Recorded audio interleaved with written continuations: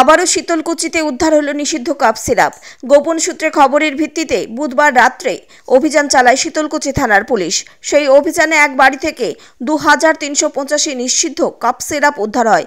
এদিনের এই অভিযানে উপস্থিত ছিলেন মাথাভাঙ্গার এসডিপিও সমীরণ হালদার, শীতলকুচি থানার ওসি অ্যান্থনি হেরো সহ অন্যান্য পুলিশ আধিকারিকেরা।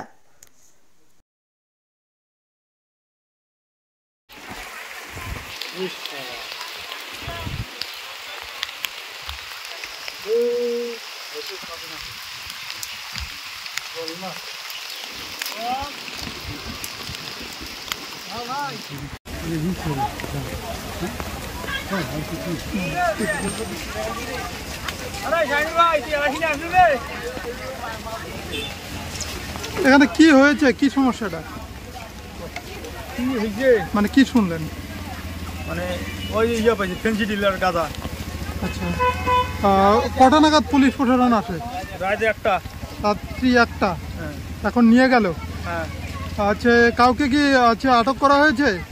একজনকে নিয়ে গেল। আচ্ছা, এই জায়গাটার নাম কি? 12 মাসিয়া। আপনার নাম? মিলন।